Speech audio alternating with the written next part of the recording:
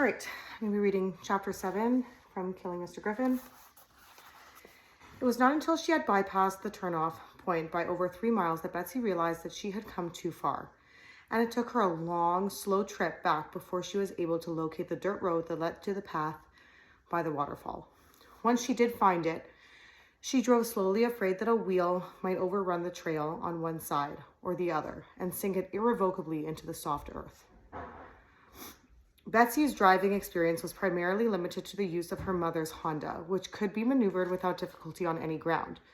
The width of Jeff's car was intimidating, and the traffic citation she had received earlier in the afternoon had unnerved her. The experience had been awful. The policeman, whom she had hoped to charm into letting her off with a warning, had not been susceptible. Not only had he been cold and unsympathetic, he had actually seemed grimly pleased to be writing her a ticket. "You may know my father," she had told him. "Harold Klein. He's on the county commission." "I don't know any bigwigs, kid," the policeman had said, "and I'm just as glad. It makes doing my job easier. Either get this paid within 5 days or make an appointment to appear in court."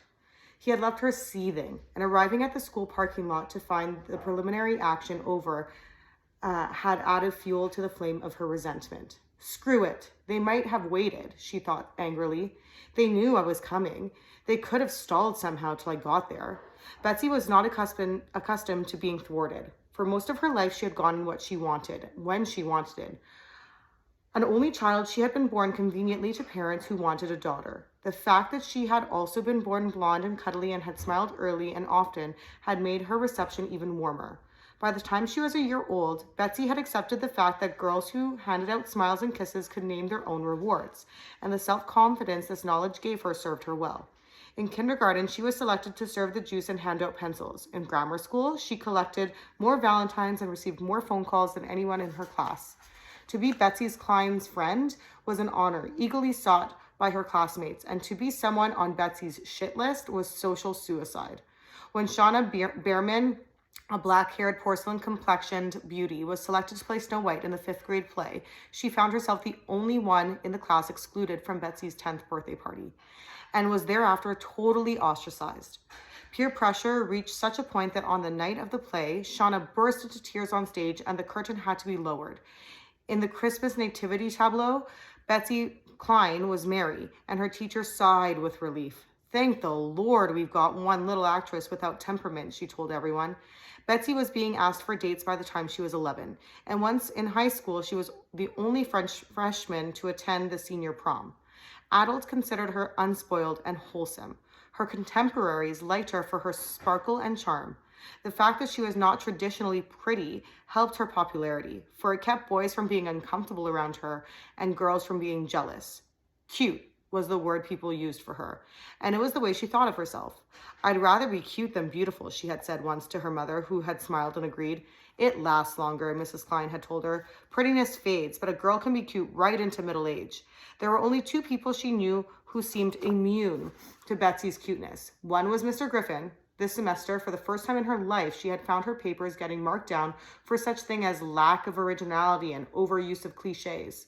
"I don't know what he means," she had complained to her parents, who were as bewildered as she was. "What's wrong with saying things the way other people have, if it's the best way to say them? You can't just make up words out of the air." Her mother had written Mr. Griffin a note requesting that he go easier on Betsy, who was very sensitive to criticism. And her father had offered to go to the principal and have her moved to another section of senior English. Betsy had left the note in Mr. Griffin's box in the office. She found it later, returned with one of her papers with a notation on the bottom that said, "The best way to avoid criticism is not to earn it." The paper had received a D. She had turned down her father's offering, saying it just isn't right to change classes. If one person does it, then everyone will want to. The truth was that she would not have left the class for anything in the world. It was the only class all day that she had with Markini. Mark was the other person in Betsy's life who did not seem to notice her cuteness. At first, she had thought it was because of Lana. There were boys who were attracted only to older women, and Lana, a college sophomore, had a certain sophistication about her that Betsy could never equal. But after the thing that had happened last semester, when Mr. Griffin had recognized Mark's term paper as one he had read several years before when he was teaching at the University of Albuquerque, and had carried the thing to such extremes, dropping Mark from the class, checking with the college English department to determine who had access to the file of past papers, Lana's father had her transferred to a small college in the southern part of the state. "I want her out from under that boy's influence," he had been heard to say. "He's a sick kid. My daughter would never have thought of rifling that file if he hadn't put her up to it. She's obsessed by him. If he told her to jump out of the window, she'd do it. It's gone far enough, and I want her out of here now." So Lana was out of the picture, and Betsy was secretly overjoyed. Surely now Mark would notice her as someone more than just a girl who had hooked up with his best friend. But it did not seem to happen, nor did Mark appear to grieve particularly over the loss of Lana. He remained the same as he had always been, cool, expressionless, in complete control of every situation, except the one in which he had been forced by Mr. Griffin to plead for re-entry to the class. He accepted Betsy, as he always had, as part of a group of which he himself was the center, but he had made no effort to see her alone or to advance the relationship any further. Well, she was worth noticing, and today, Betsy thought, she had proved it. It was she who had provided the alibis for them all. "We'll use my tape recorder," she had told them, "and we'll be able to plant voices anywhere we want them." She had even thought through the disposal of the cake. "No originality, huh?" she had remarked to herself with satisfaction. This should be original enough for anybody. And it had gone almost perfectly. When her mother got home from her card game, 3 dirty plates in the sink would testify to the fact that the 3 hungry teenagers had spent the afternoon there. She had left the house in Jeff's car in plenty of time to make the action at the school ground. She even had her own nylon stocking in her purse. It was the stupid policeman who had fouled up everything by stopping her when she was barely enough over the speed limit to register on the speedometer. The more she thought about it, the angrier she became. And by the time she reached the clearing where Mark had parked Mr. Griffin's dull green Chevrolet, her initial enthusiasm was masked by fury. She ran the car to a point where it paralleled Mr. Griffin's, gave it the key a twist, and got out. The entrance to the path, widened by the unusual amount of traffic, was no longer completely concealed by the rock. Quickly, Betsy shoved aside the few interfering branches and began the short hike that would take her back to the waterfall. The condition of the path showed that Mr. Griffin had not been led along it without a struggle. The earth was scuffed, and in places, bushes were trampled and broken. At one spot, there had evidently been a major scuffle, for there was an imprint in the soft earth as though someone had fallen heavily, and on the ground were some scattered coins that had apparently tumbled from a pocket. A few feet farther, there lay a plastic bottle containing several pills. Betsy picked the bottle up, noting that the name on the label was Brian Griffin. She hastened her footsteps. Suddenly she was upon them, pulling herself to a halt. She drew in her breath before a combination of shock and delight. There on the ground, before her, tied and blindfolded, lay Mr. Griffin. The startling part was that he did not look much different than he did in the classroom. The blindfold across his eyes only slightly diminished the severity of the sharp nose, the neat mustache, the straight firm mouth.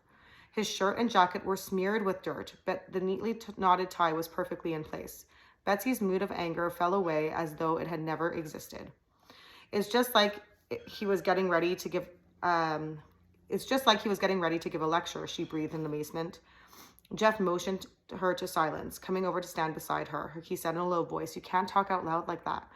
You've got to put on an accent and talk through your nose or something. We don't want him to recognize our voices, remember?" He glanced behind her. "Where's Sue?"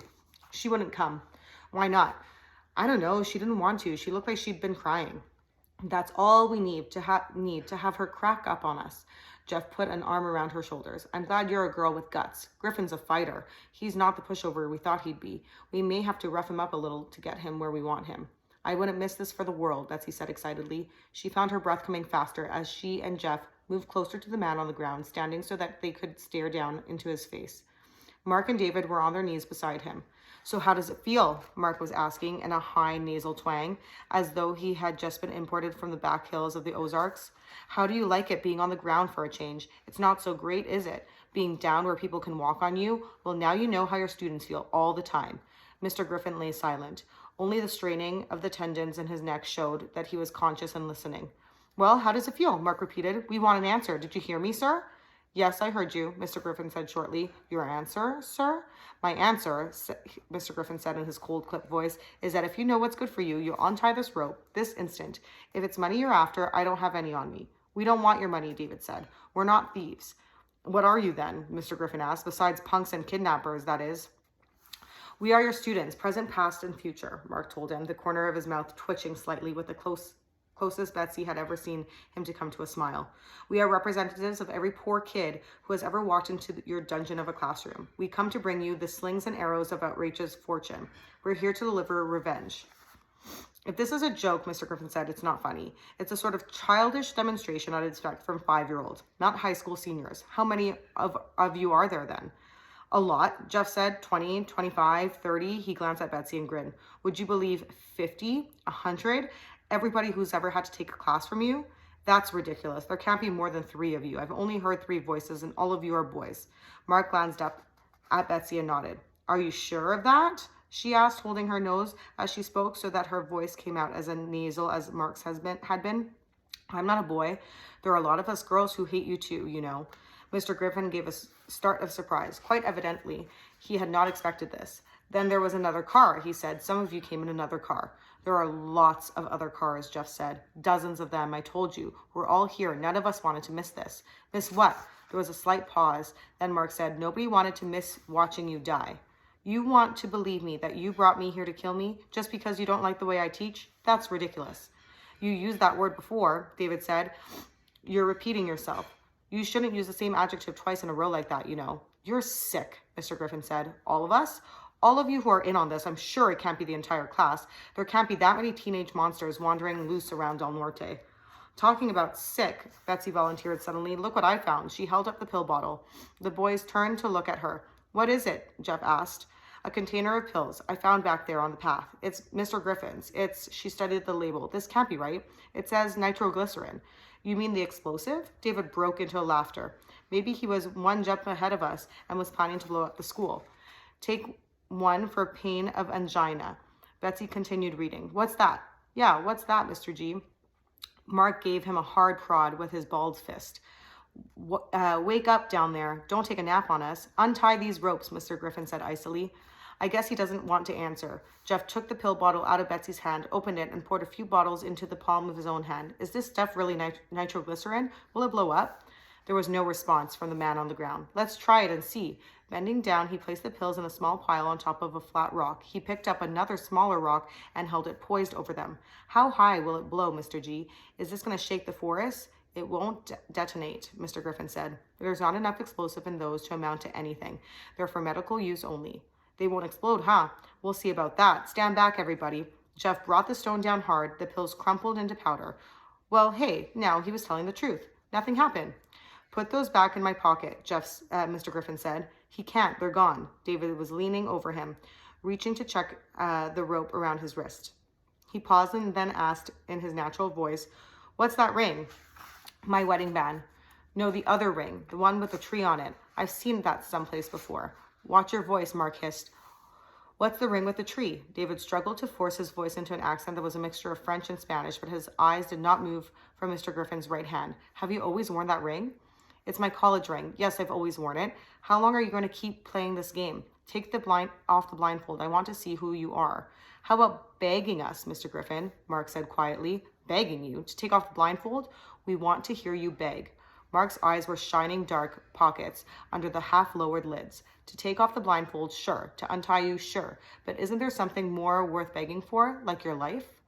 You really want me to believe you're planning to commit murder? You'd better believe it, because it's true. Why? What would you gain by doing an insane thing like that? I told you before, revenge. Revenge for every single stingy, cruel, rotten, stinking thing you've ever done to us, any of us. You made us crawl. Now, you shit, we're going to make you crawl. Beg us, Mr. G. Plead with us. Let's hear you whine. I most certainly will not, Mr. Griffin said. God, he's a stubborn bastard, Jeff said under his breath to Betsy. You've almost got to like him a little, you know. I don't like him. She moved closer and bent over, studying the man's face. She had never been this close to Mr. Griffin before. She could see the afternoon growth of hair prickling beneath the smooth white skin and the black mustache moving slightly with the breath from his nostrils. His neck was thin and pale, and his Adam's apple jutted out like a doorknob. She thought, he's ugly, even uglier than the policeman. In her mind, the two images drew together, overlapped, and became one. If she were to remove the blindfold, she knew she would find she would find beneath it the policeman's cold, insolent stare. Make him cry, she said to Mark. I want to see him cry. He'll cry, all right. We'll make him cry if it takes a week. Mark's face was flushed and feverish looking.